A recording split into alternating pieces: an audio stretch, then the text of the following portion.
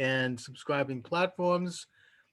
Michael D. Shaw is here. He is a chemist. He is a columnist, writes on health, has over 1,000 columns to his credit. Make sure you pronounce columnist properly, please. Oh, really? Why? What did I say? Well, no, I mean, but it's very close to another word that ends in mist. So, okay. Now, Mike, as you know, and as anyone who's been watching us knows, I am absolutely obsessed with the election, as are most people right now. More people are. And I have to tell you, just before coming on today, I had the chance, I don't know if you saw this, to watch I watched a live stream of the testimony before the Georgia Senate Committee on election fraud. I think that's still going on. It is. Yeah. And it is sensational. It is just unbelievable.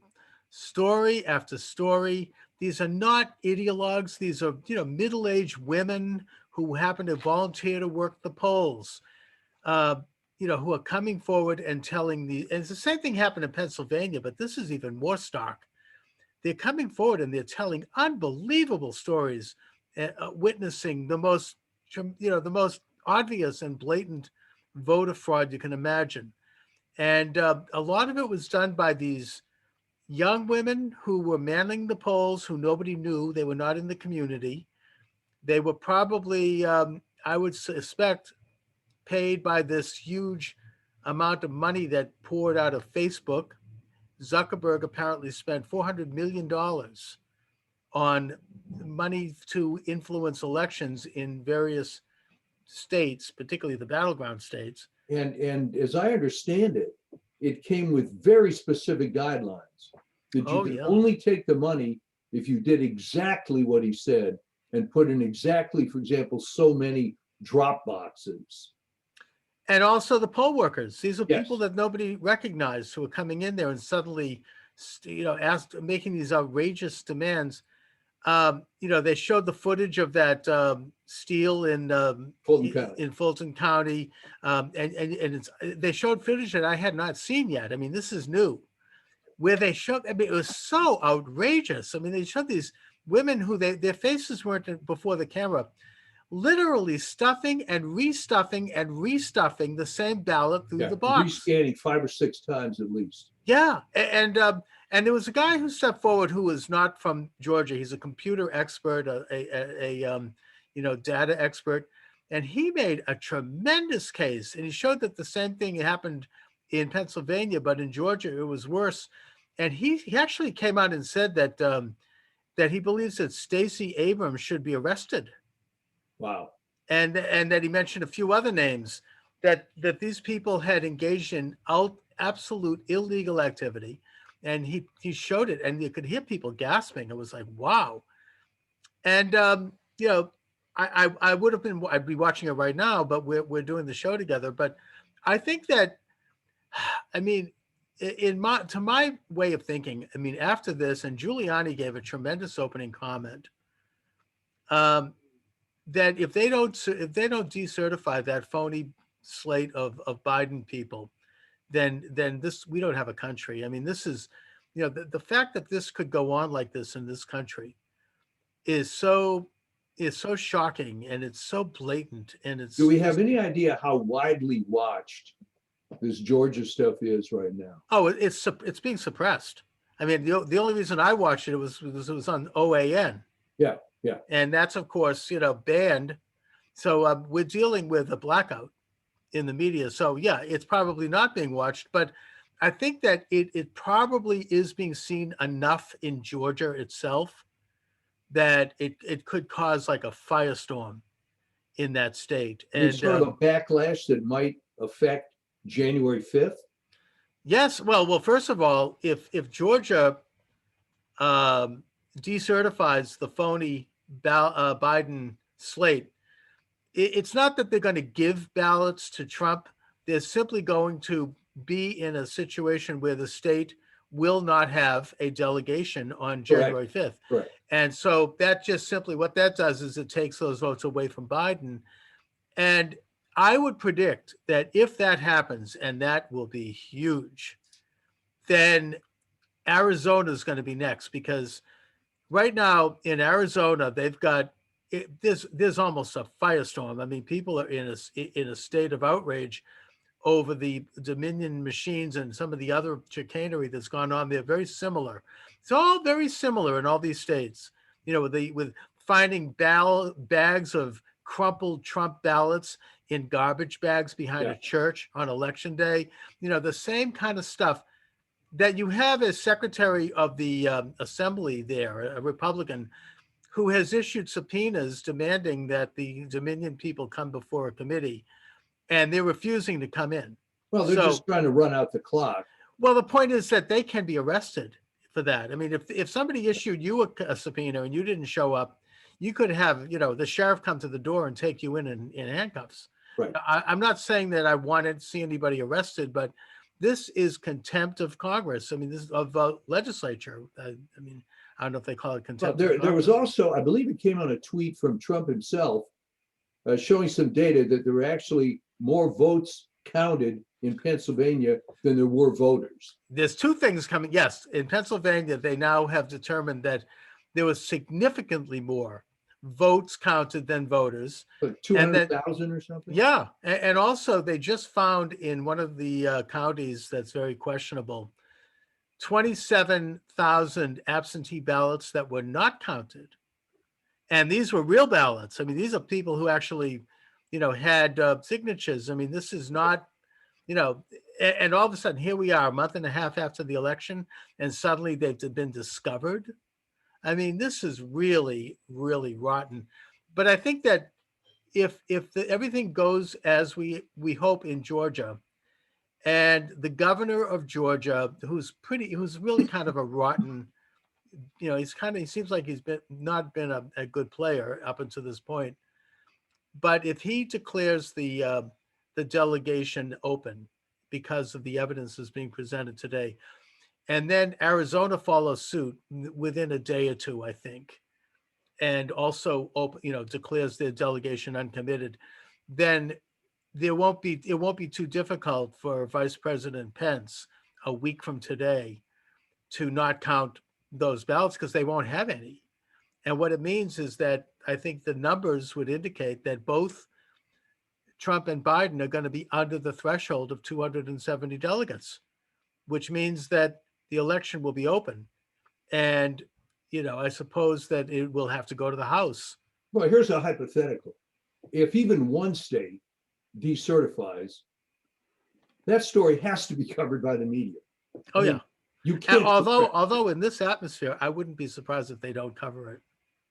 I mean, you know, if you do a Google search of any of these things and you look at the media, it's more than just deceptive. It's just outright lies. Well, what I'm saying here is that is an operational fact. So on a lot of things, I mean, I would be surprised if they don't, if Donald Trump is inaugurated, they don't even cover it. Yeah. I mean, it's that bad. I mean, they are not, you know, there is a complete blackout. It's almost like the Soviet Union. I mean, this is the closest thing we've seen to, like, you know, what might have been going on in the early days of Adolf Hitler. Well, I mean, I don't mean to sound too hyperbolic. I have a theory about this, because this type of thing had been raised on other forums. The idea that, you know, why is there so much suppression, and isn't it's okay. I think that, as you agree, the mainstream has been leftist probably since Woodrow Wilson. Yes. But what I believe happened is, in the 1960s, emboldened by these massive protests, there developed this mentality that not only are we right, meaning the left, and people compare it to religion, but I think it's more of a religion. It's actually a fundamental fact of the universe that our position is right. All right, now, normally you weren't able to engage these people too much. They didn't like to talk. But occasionally when you did, and I know you've done this, you'll talk to some leftist, and if he stays in the conversation long enough, he will lose. They always lose. Yeah. Okay. Then they'll either go catatonic or violent. Oh, I've seen this happen. You're right. I mean, this is a great observation. Either one of two things happens when I've had leftists on the show, and I've had pretty significant. You've had some fire breathing. Yeah, I mean, I've had Noam Chomsky. I did a series with Howard Zinn, Gloria Steinem. I mean, I had some of the big ones, and I've also had just a long list of college professors and political scientists and authors. And they usually do one of two things. Either they go bombastic and they start throwing bombs and they start, throwing, screaming, and sometimes they hang up on me. Right. Or they'll become conservatives. They'll just lie. I mean, they'll go to the right of me. I mean, they'll say anything just to win and to keep the argument while they try to slip in their code language. Okay, but here to interrupt, but here's the point. Mm-hmm. Okay, most of the time, because of that, they don't engage. So well, at this point, they don't. I mean, they used to. Yeah. But it's gotten so polarized now that they have an alternative universe. And that, of course, if you take a look at the very nature of leftism, and I had David Horowitz on the show Monday, we talked about this. Yeah.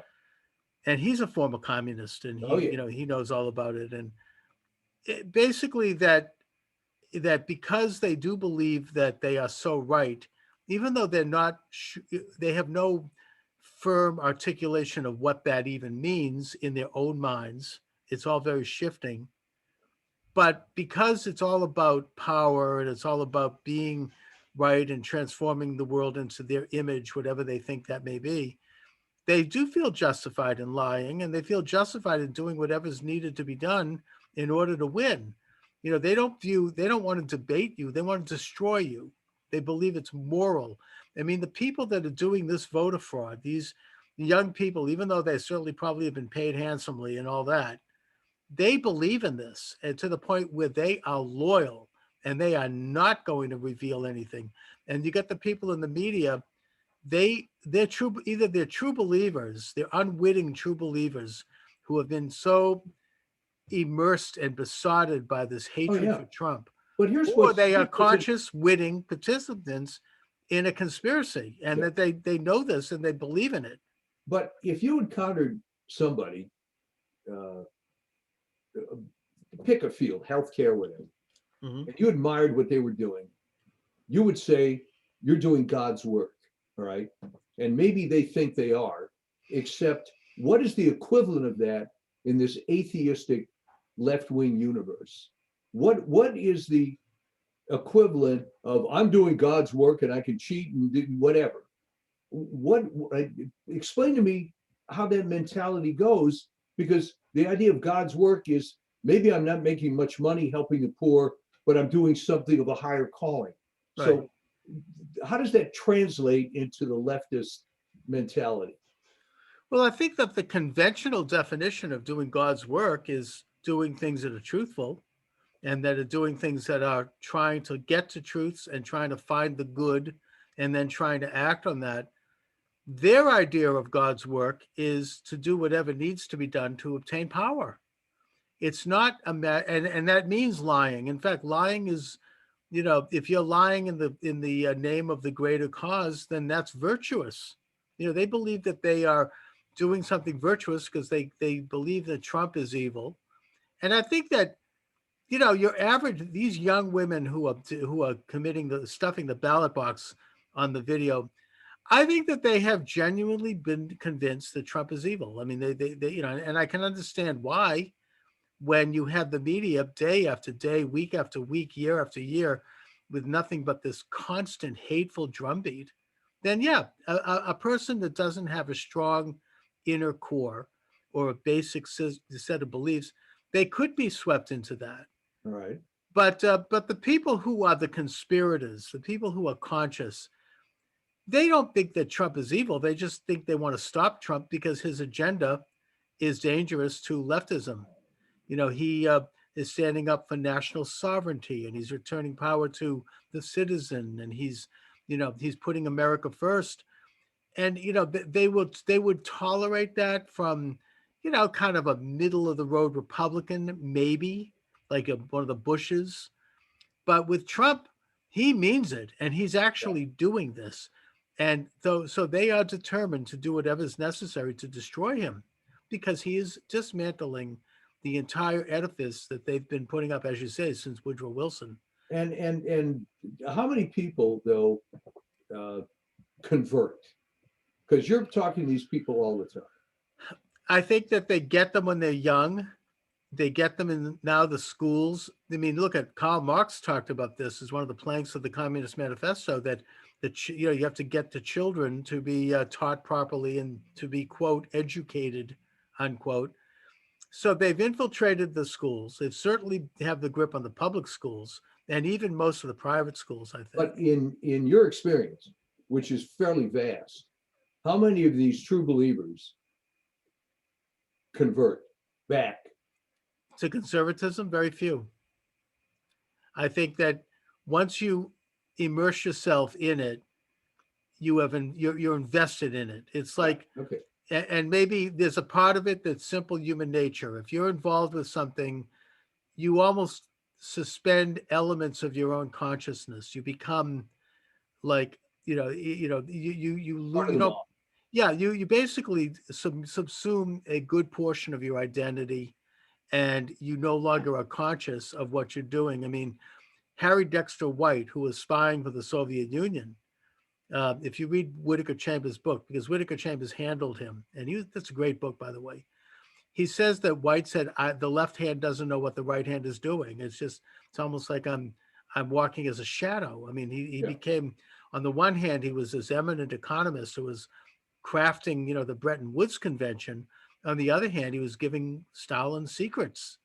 And it was like he was in such denial that he wasn't even, it was almost like there were two people in the same body.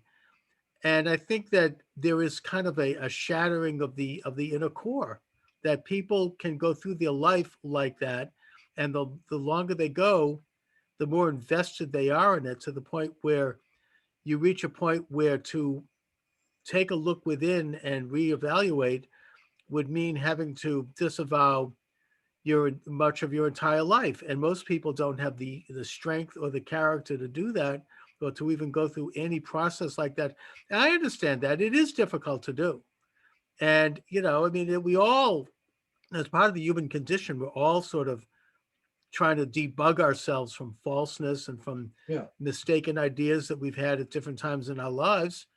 But when you get so immersed in this particular ideology, it just becomes much more difficult, because I think it's almost ironed into you, and they lose their identity. Well, Plus, there are all the awards that you get from that. I mean, you get advancement, you get awards. I mean, you take a look at these people, the way they're worshipped, and you become the bright, sunny, warm glow of acceptance. And I mean, it's very alluring. It's intoxicating.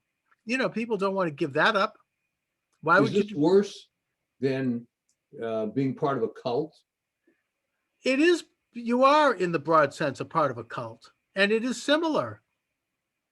If you join a cult, come on in, welcome to the club. They give you dinners and they take care of you, and you suddenly have this nice feeling that people like you, and you don't have to do anything to get them to like you. All you have to do is just be there and say a few nice things, and you suddenly feel like you're important. They boost you up. They build up your miserable, ego, right? And then all of a sudden, oh, well, I mean, and this, in a sense, in the broad sense, is similar to a cult. I mean, I don't think it's a cult in that you've got, Jimmy Jones from the Jamestown, telling you to drink the Kool-Aid, but it's a mentality that's cult-like. But people leave cults. And people can be deprogrammed from cults. Well, people are. We look at David Horowitz, grew up in communism, and he, in the 1960s, he was the editor of Ramparts. He was a real left radical, red, guy. Yeah, and he was. Yeah, you bet. And he was friendly with the big ones, Tom Hayden, and he hung out with that whole crowd and the Black Panthers. Something happened that made him change his mind. I mean, I think a very close associate of his was murdered by the. Well, what that story was. I believe her name was Betty Van Patter. Yeah, was a white. People can check the details, but I believe this is correct. David told me himself, was a secretary for one of the Panther offices.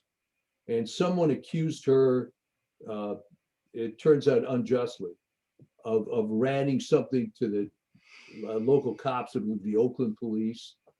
And she was whacked. Yeah. And then that was, I think, the defining moment that changed Horowitz's whole perspective.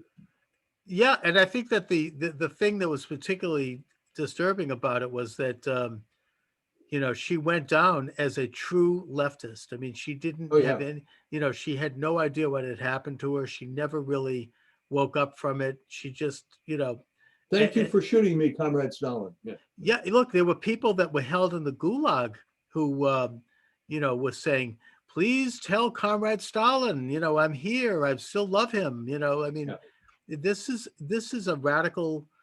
I mean, Whitaker Chambers talks about this. He said that you cannot, to fight a communist, you're talking about somebody who is willing to go out and be shot 100 times in the name of the fight against, what they see as the enemy. I mean, these are extremely, zealous and very devout people. Well, look at Ethel Rosenberg. Ethel Rosenberg was given the chance to save herself by just admitting that she was involved in this thing, and she didn't do it, making her kids orphans. I've seen it. Look how the kids turned out, though. That's even more. Well, yeah, they're quite radical. Yeah, and they've written books. I mean, I try to have one of them on, but the show they won't come on. But they're just they've completely imbibed the intoxicating waters. Yeah. And I mean, they're willing to look. They this is like the mentality of the suicide bomber, right? Yeah, they're on a mission. It becomes, you remove the individual identity, you remove God, you remove basic notions of what is true and reality, and you have the makings of a true believer, and that's whom they exploit. That's who the Nazis exploited when they used to go. I mean, don't forget the Nazi movement really started on college campuses. It was young people, impressionable people. I mean, this is what Marx noted. I mean, it's going to have to start with the young people. We're going to recruit students who are not yet formed. I mean, they don't have an intellectual ability to develop a strong center yet. They don't have those kinds of skills. And we bring them in, we offer them, they get a nice girlfriend, all of a sudden, you're a hot shot, people get sucked into it. It's like, it's ultimately the siren song of Satan. I'm sorry to put it that way, but it's earthly pleasure. We're going to give you all of the wonders.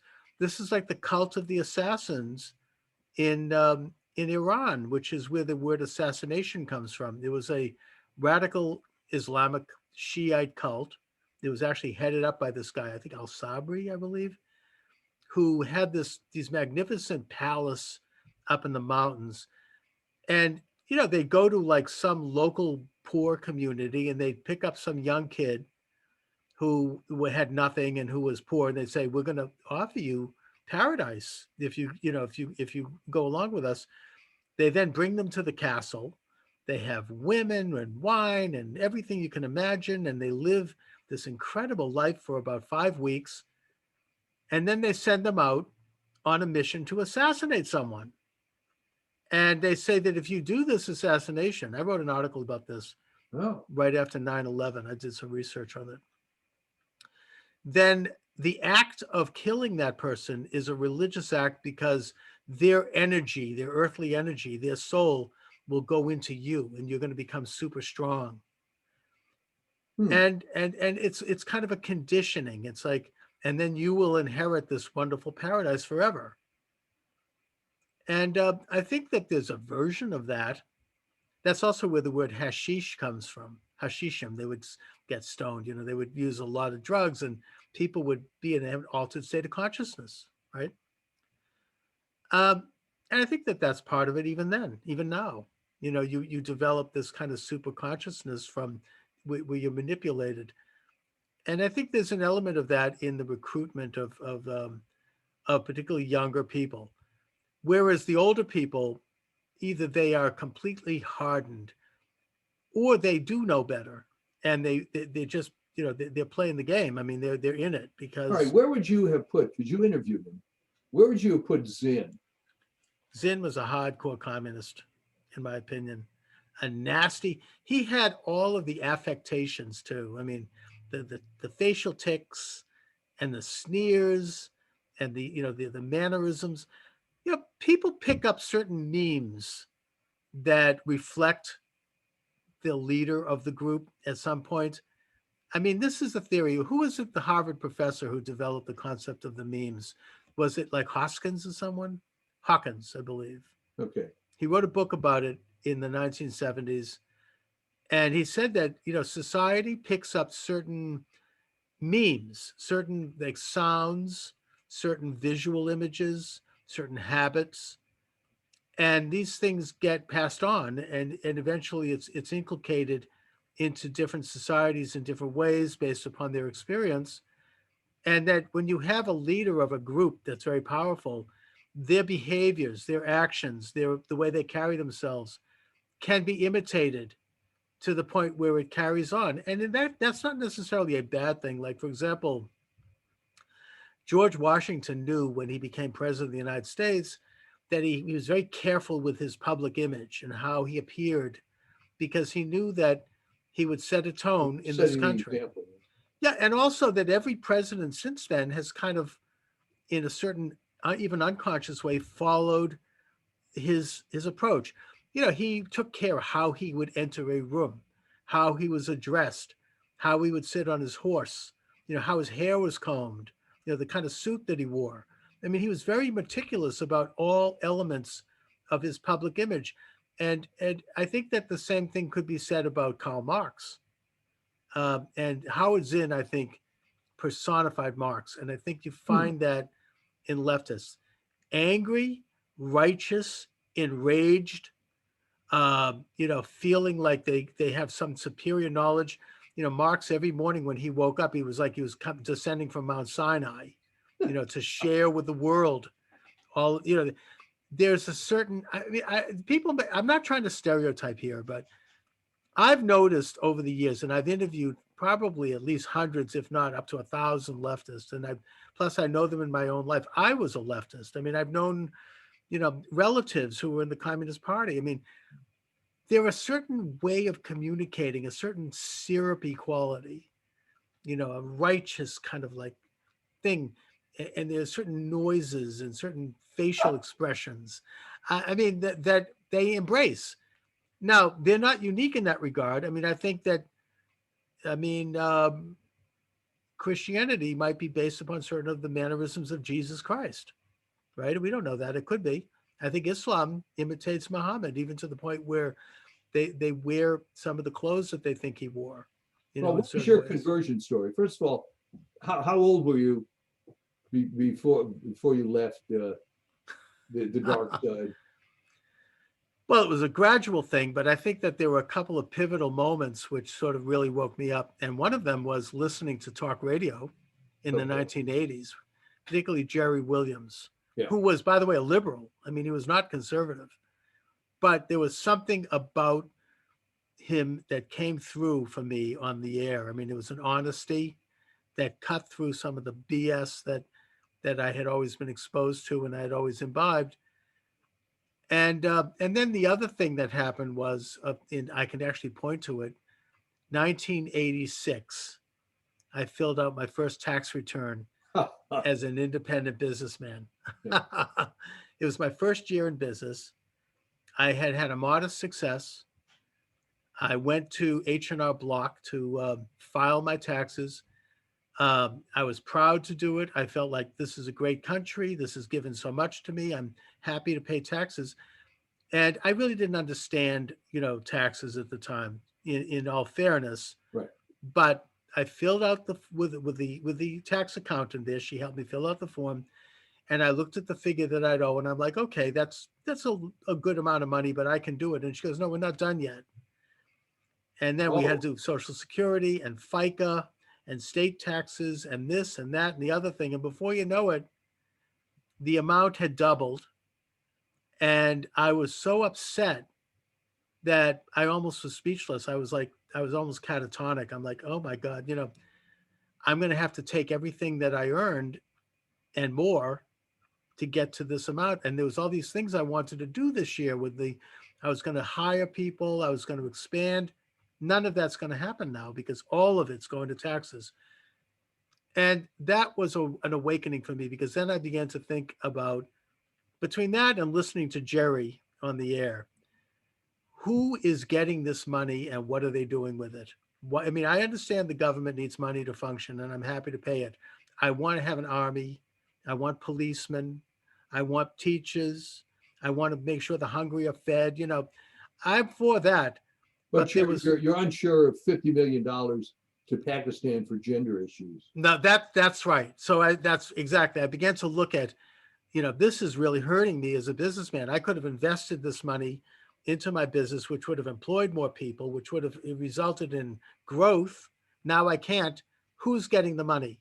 And so that began my political research and exactly, what the government is doing. So that was the first thing. And then the second thing is that I became aware of the fact that I believed in God. And I always had believed in God, but it became more prominent to me. I really began to contemplate that and think about what that meant. And those factors all together led me toward leaving the left and becoming conservative. Well, I mean, that's great, but then you don't have to, but an interesting discussion is your fellows over at the local, I don't know if you're Orthodox or conservative, reform, whatever, but I'm sure a lot of those people are liberal. Oh, yeah. And profess a belief in God.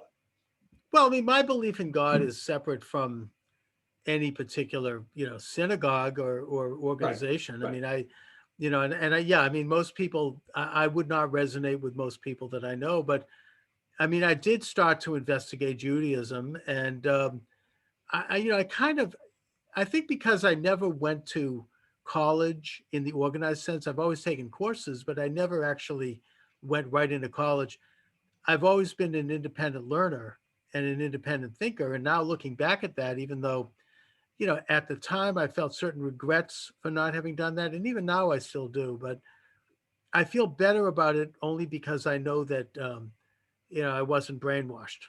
Well, that was a very tough atmosphere, especially when you would have gone in. Yeah, it was not good. And it was becoming, okay, I'm older than you, and I graduated some years before, but even in the 60s, I mean, obviously with the protest, but there were a lot of people that weren't in the protest, but it was starting to become the thing.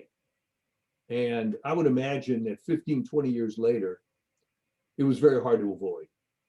It was a very low point when I was to go to college, which was, I think, in the late 70s. Yeah. And I didn't see the utility in it. Yeah. And, but I think that because I continued my education and I continued reading voraciously and studying and taking courses here and there, I'm independent as a thinker, and that includes as a Jew, and it includes as a believer in God. I don't, right.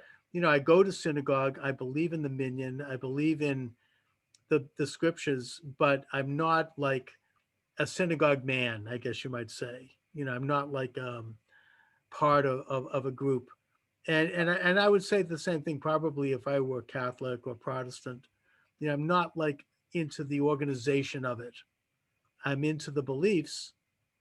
I probably believe in more of the Judaic covenant than a lot of people who are Orthodox in that way. But my approach to it is more personal and spiritual than it is collective or group. I've never been a big group. I find it interesting that most Orthodox Jews are conservative. But when you get into the other aspects, the Reform and so-called conservative, largely liberal. True. Somehow they can justify various positions, supposedly with their religious tradition. But then, I'm sure there's in theory, Catholics shouldn't, but they do. They do it. Yeah. The I mean, they're all making it up as they go. You know, it's just that simple.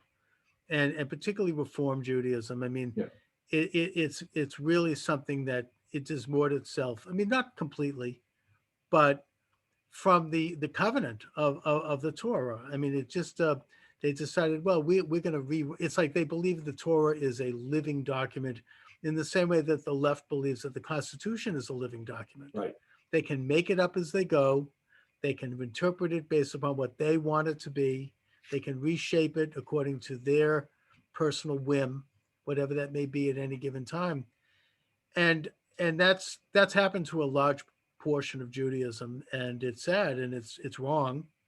I've written books about this. I've written books about what I believe happened to Judaism. It has to do with the emergence of a false Messiah in the 16th century that really corrupted a big portion of Judaism. And I don't think that the Jewish experience ever recovered from that fully. But I have hope. You know, I think that, in fact, this election has brought hope because a very larger numbers of Jews voted for Donald Trump than I think any Republican since probably Eisenhower. That was pretty interesting. Yeah. And I'm not sure what it was exactly. And probably if you take away the cheat, it was probably more than that. Yeah. I mean, certainly, well, because his daughter converted. And, you know, he was so pro-Israel, even with the Jerusalem. I think it's also just that Jews are beginning to question liberalism. You know, I mean, they see that. I hope so. You know, I mean, all those things about being pro-Israel, sure, but it's more fundamental than that. It's that I think that there is a movement within Judaism to embrace the faith and to that these leftist things have not worked. Now, that's the Jewish establishment, of course, is still hard left. You know, the Anti-Defamation League. I mean, these ADL. people. Oh yeah, and when did the ADL become so hard left? Because I remember for me, the early days, they were pretty much focused on legit attacks. You know, they were against defamation, as it were. Right. Was their core business, and then they drifted into this left-wing activism without seemingly realizing that there were a whole lot of people on the left that hated Jews. I personally think, and it's based on not a lot of deep research, but a little research, that they always were on the left. I mean, they've gone way out and more openly in recent years to the point where they don't say hardly anything about Judaism anymore. It's all about supporting abortion and gay marriage and any other left-wing fad that you can name. But I think they always were on the left. They made their bones, if you will, and they were a spin-off of B'nai B'rith, which is a Masonic or Jewish club. I mean, I don't want to go too into that, but that was in the late 19th century, I think it was established. Was B'nai B'rith originally leftist? Yes, I think it's always been left. Okay. But they didn't have the kind of influence, but now they spun off the ADL in response to the lynching of Jacob Frank in Atlanta. Now, just to give you a little background on that. Yeah, I'm not familiar with that case. Yeah, this is the one case where a Jew was lynched in the South. And it was near Atlanta. He was, you know, people don't realize this, but Jacob Frank was really a very despicable individual. He was a rapist. He was a murderer. He had been raping and abusing women. He was like a small level factory manager. They managed this pencil factory outside of Atlanta. The South had never been anti-Semitic. In fact, the South generally, I mean, much of this country was never anti-Semitic. There was always kind of a benign view of Jews. It was more of a treasurer of the Confederacy. Well, I was going to say that the argument in this country was always between Protestants and Catholics. Yeah. And the Jews were kind of like seen as, you know, nobody paid much attention. Yeah. And in the South, generally Jews were admired. I mean, there was this classic example, and they were they're more reformed, but you'd have like the Jewish store owner in the downtown of a city in the South or a town who, usually they were into like trade or manufacturing of something, whatever it is, textile, clothes stores. And the parents of the non-Jewish family would always say, go get a job with Weinstein. He's a good employer. And so the young man would go work for Weinstein. Weinstein would embrace him like a son. He'd work his way up. Then there'd be he'd have to duke it out with Weinstein's son, Yeah. to take over the company. And there was all this drama. But the point I'm making is that the Jew is generally respected. And even there are a lot of interesting stories about how if the Jew was not observant on Yom Kippur, the people in the community would be angry. They go, look, if you're going to be a Jew, we want you to behave like a Jew. Yeah, that's right. That's do what you're supposed to do. So there wasn't a history of anti-Semitism. And yes, Judah Benjamin, who was a Jew, and he was the second in command of the Confederacy. And Southerners were aware of that, and they admired him. And he was really the right-hand man to Jefferson Davis. And he was a true Confederate. So, there was no history of anti-Semitism at the time that Jacob Frank murdered Phelan, this young girl, who, and there was a witness to the murder, this black man who was a guard at the factory. And there was a trial. And all of a sudden, you had these liberal New York Jewish lawyers come down to Atlanta and take this on as a cause and start to stir up all kinds of crap. That's a fascinating story. I didn't. Yeah. Oh, this is anti-Semitic. And they played that card. They also played the race card. They called the black man who had witnessed the murder, oh, he's an N-word.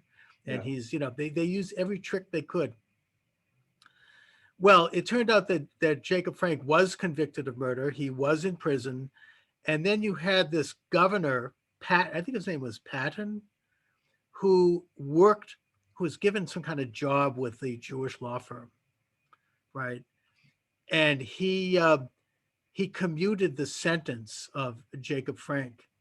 And there was a huge outrage over that, because, but just before the commutation was to go into effect, he was kidnapped from the prison by a mob, and he was lynched.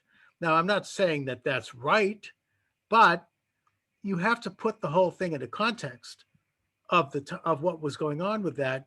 He was no great hero. I mean, it wasn't exactly Joan of Arc.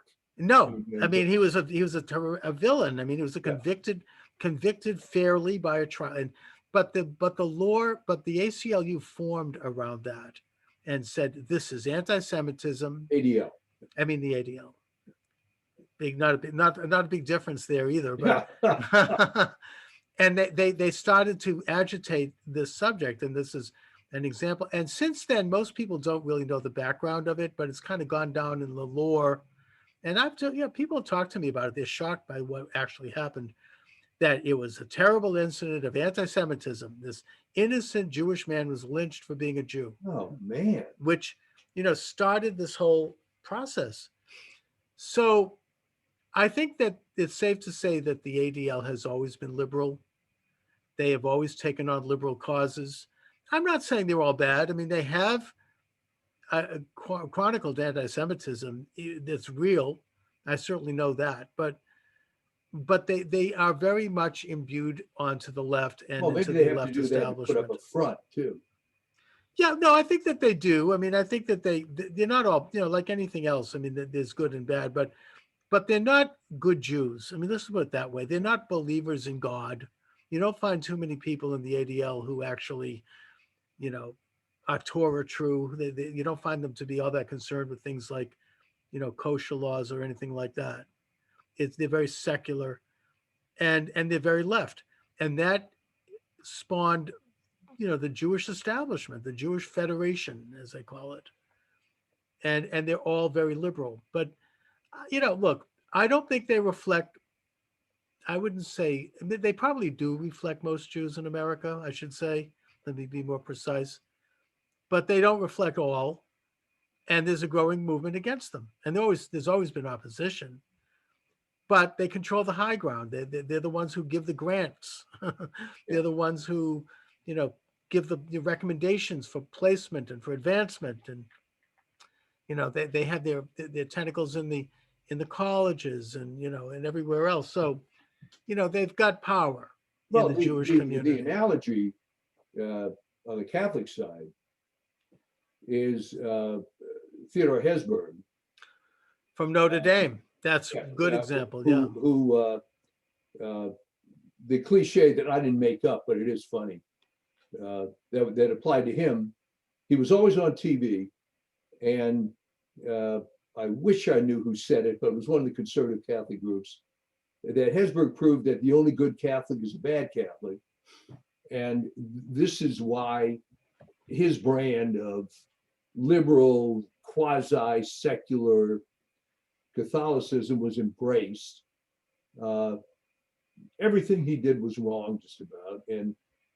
But that was at least on the media side, after Fulton Sheen died, who was legit conservative. Right, he was a great man. I've watched some of his videos. It's tremendous. That Hesburgh took this up, and there's a lot of the so-called mainstream Catholics who are liberal. I would argue that they're probably atheists, but just wrap themselves in that mantle. So there's some similarities. Oh yeah, I mean, look at Nancy Pelosi, right? Oh, yeah, she wraps herself in the Catholic flag. I mean, Joe Biden, right? I mean, these people, the Kennedys, not John F. as much as maybe Teddy, the Cuomos, right? They're liberal Catholics, and they wrap themselves in the flag. I mean, it is very similar. And I think that it was Hesburgh he was supported by the WASP Protestant establishment, the people like, that ran Time magazine, who put him on the cover a lot. And, Luce, Henry Luce, and all of those people. And there was also this other guy that he was a priest, and his name escapes me right now. I interviewed him. Drinan? No. I'm talking about, he was held up as this national icon. He was from Chicago. I forget his name. Yeah, you know who I mean. Very handsome. He was on the cover of Time magazine a lot. He was terrible. God, I can't think of his name. I know. And I actually interviewed an author of a book about this whole story. I should have him back. But, these were the guys that were promoted by the establishment, mainly by the Protestant establishment, I may add, and that they were there to Americanize the Catholic Church. And, to a certain extent, they've been successful. Father Drinan was an interesting character, though. You're right to mention him. He actually brought the first article of impeachment against Nixon as a congressman. He was my congressman here in Boston. I remember him. Actually, he was quite a firebrand. I mean, when Israel, during the Yom Kippur War of 1973, there was a rally in front of on the steps of a synagogue in Brooklyn, a big, very prominent synagogue.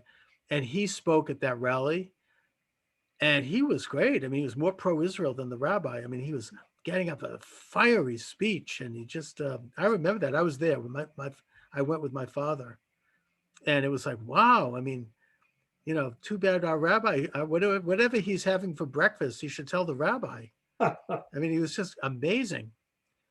And I think what happened to Drinan, and he was also, he kind of would wiggle out of issues like abortion because he was a priest, but yet he was elected to Congress, and the Pope wanted him to step down as congressman or leave the priesthood. That's right.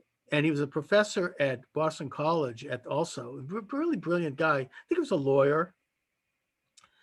And for years, he would dodge the messenger from the Pope. Literally. I mean, he would Father so-and-so is coming. He'd go to another town. I mean, because he didn't want to be served this letter, because I guess they had to hand it to him in person. Right. That would ask if finally he got the letter, and he did step down. And then of course we had Barney Frank. Oh, it's the same district. I didn't know that. Okay. Yeah. So anyway, that's the story of Father Robert Drinan, an interesting man, very liberal. the guy, I'll have to look it up afterwards, or maybe one of the viewers can post it in the YouTube comments. He wrote books. He was from Chicago. Yeah. I just can't. We cannot remember him, but he was huge, and he was Yeah. promoted and Yeah. held up as a great American Catholic because he was acceptable to the liberal That's right. establishment. Exactly. Look at, I mean, it did the same thing in the Black community too, right? I mean, the more liberal ministers would be held up as representing the community, and the more conservatives were shut down. I interviewed this Reverend Jackson, who said he didn't like Martin Luther King, and I don't want to go into that topic, but Yeah. he was like, King was promoted because he kowtowed to the left, whereas the real church was shunted aside. So you had that phenomena in all religions. In a way, it's how the left infiltrated religion in this country and in the world. Well, they marched through the institutions, and that was one of them. And in the Protestant side, you had the National Council of Churches, and there was testimony in Congress that they were outright communist infiltrated. Yeah. Who was it? The red minister, what do they call it? Ward, I think his name was. It was outright communist. It was a communist front, and it was the main coordinator of mainline Protestant churches. So, they didn't leave faith alone. I mean, they infiltrated all elements of our public life. They infiltrated business. They infiltrated academia, culture, and religion. Anywhere with this power. Well, power is their equivalent of God, I guess. It is. Do you think that the way to stop this, because it seems almost insurmountable, that we're creating new leftists with every kid that walks onto a college campus? Yes. How about some sort of deprogramming movement?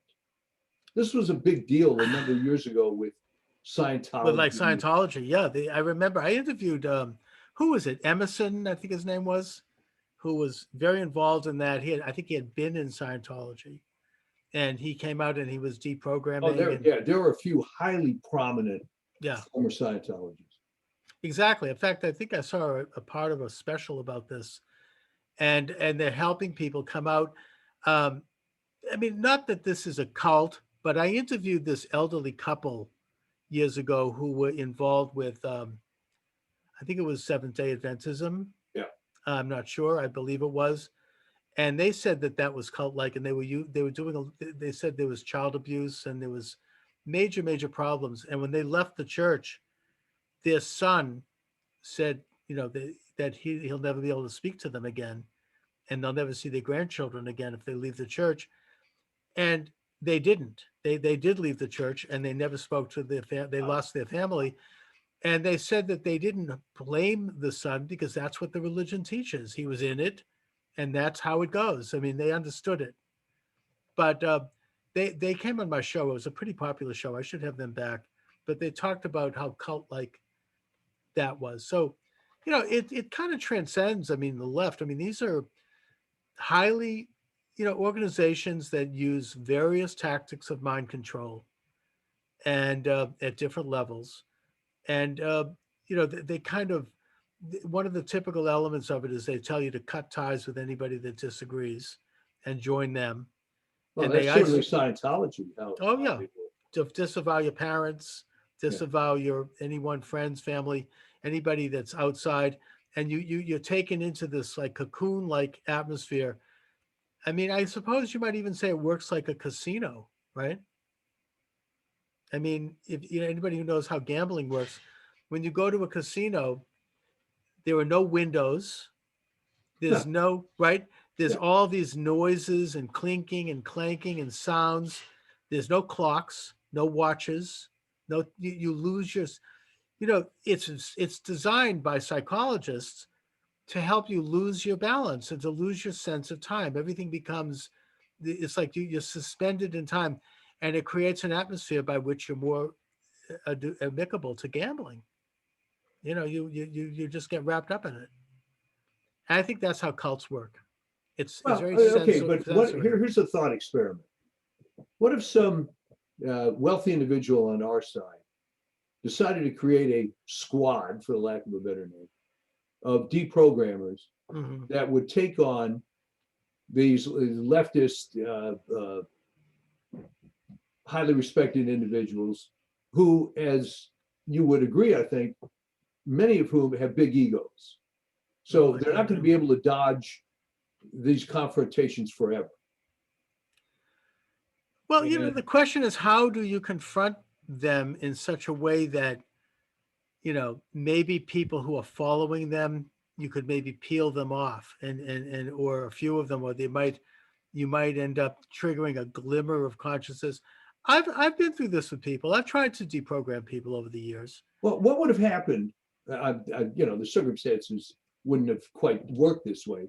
But what would have happened if you were able to engage Zinn in a situation where his prestige was on the line and he really had to defend some of these positions? And Zinn would not do that. He would not allow that to happen. I mean, he would start yelling. He would start, his feathers would go up. but He'd become isn't like a even gold that pheasant. isn't even that bad enough that your hero, Professor Zinn, is now reduced to being this raving lunatic? You'd think so, but I think that the people around him will become just as incensed. It becomes, there's the mob mentality element. Anybody knows that. I mean, right now thanks to you, Mike, I'm writing a book about Satan. Did you interview him? Well, I'm finally at the point where I am right. I mean, my first chapter sort of sets the stage by talking about God again, but I am starting to think about Satan, and that the satanic influence takes on a magnifying element when you have a mob, because when you're involved with two or more people, maybe three or more people, by nature, you're willing to suspend a certain level of consciousness in order to get along with everyone and in order to flow with the situation, Sure. right? That's just natural. But when you join something where there are rewards, it becomes, you become a part of it, and you forget that you've given up elements of your thinking, and you're sucked into it. And, it's always bad. This is why the founding generation of the United States were against democracy. They wanted a republic. They wanted limited government. Yeah. John Adams talked about a government of laws and not of men. That we would have an objective set of laws that were derived from reality, that were derived from actually Sinai, in my opinion, that would not be manipulated by the whims of the mob. They would respect the most vulnerable of minorities, which is the individual and the family, that they would not be majority rule. They would not, the left always wants majority rule because they know that a mob subsumes conventional notions of morality and of what's right and wrong, and they get wrapped up in the emotion. They become wrapped up in the sensate. It becomes like a feeling experience. And I'm not saying religion doesn't do a little of this too, but there's a level of it where they can be manipulated by bad ideas. So when you have a guy like Zinn, people are hypnotized. His book, The People's History of the United States, did such damage to people. It was so poisonous, and yet it had such a mass appeal because he promised to, it was exciting to like poke the hornet's nest, like shove a stick in the establishment to give it to the man, and he exploited that in a way that was not good. I mean, I think it is good to poke the man once in a while, but not to tear someone down, not to destroy what is good. So Yeah, I mean, it was very depressing when I discovered how widespread that book was. Oh, it's hugely, and still is. It's still it's almost required reading now in high schools.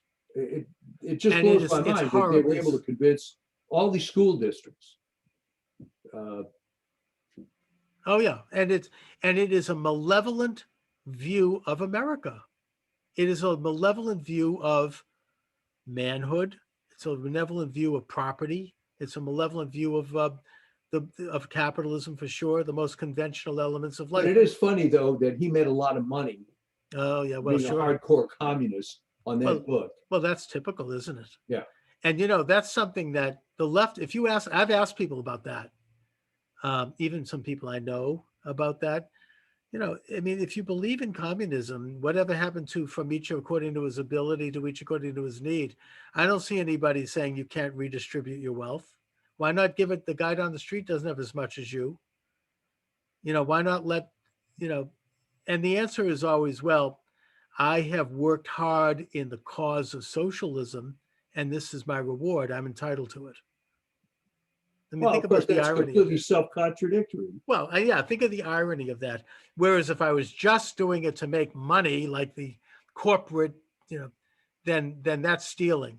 But for me, I'm entitled to this good life. I mean, that's why you have communist dictators are so they live so lavishly, they'd make any rich American blush. I mean, Fidel Castro, Yasser Arafat, Ho Chi Minh, these people, Mao, they were living like absolute kings. I mean, more so than you'd imagine. But technically, they didn't own anything. You see, Yeah.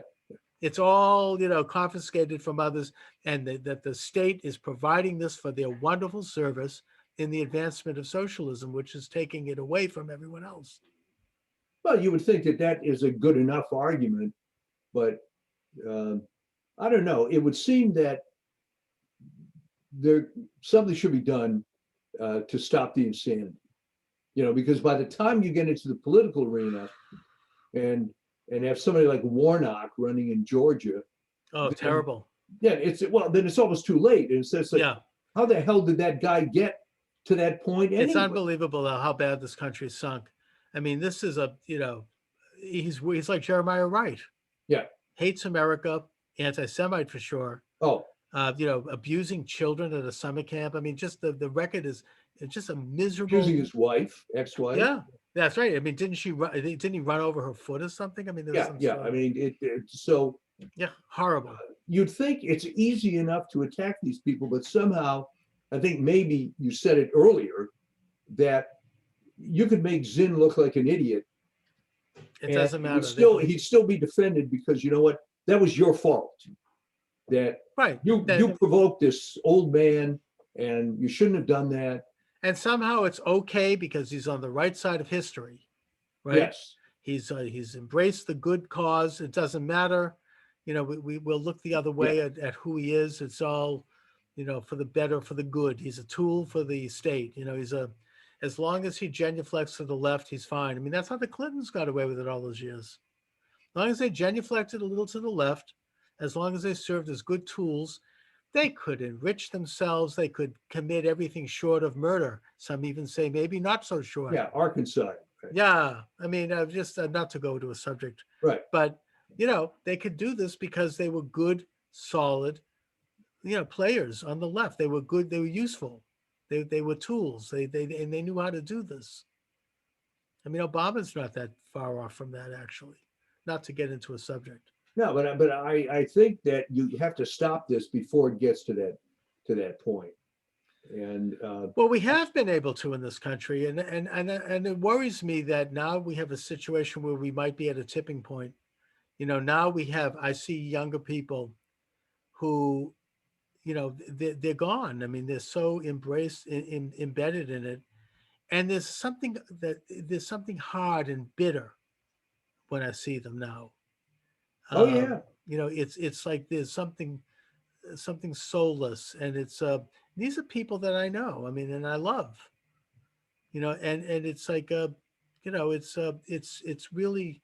I think it came out of the school system, but at some point, and I don't know how you nurture this. I really don't, but it's worth thinking about.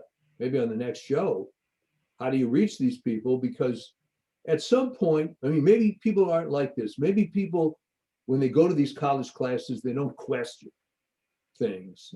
Right. They're so interested. Yeah, I'm going to regurgitate this on the exam, but they didn't have the thing. You know what? I'll just do this to get the grade. But really, what a crock.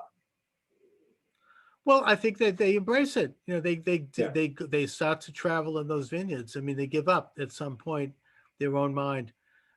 This is a big subject, Mike, and I think that it's something we ought to discuss at length.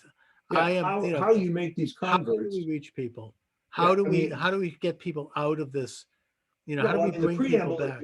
I think we agree is that, okay, fine, we all have all this election crap and so on, but we've got to stop it before it gets to that point.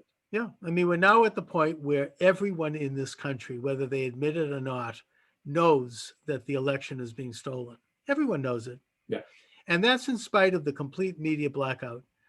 The thing that's shocking to me is how many people either don't care or they actually agree with it. They want it to be stolen because they hate Trump. They've been so imbibed with this that, you know, they were willing to go through this. And I'm including people that I respect who believe this. And the fact that we're at that point in this country is really a tipping point, I think, and it's very, very disturbing, especially now with this kind of, we should talk about this subject, the so-called reset. I don't know if you're up on this. Oh, yeah. You know, this is... Yeah, Vigano was one of the first people to mention that word. Yes, great man. And I interviewed Jay Dyer, who is an expert on this on the show, and he's got a lot of information. I'm just getting up to speed. It's going to be the big subject for next year, certainly, regardless of whether Trump is president.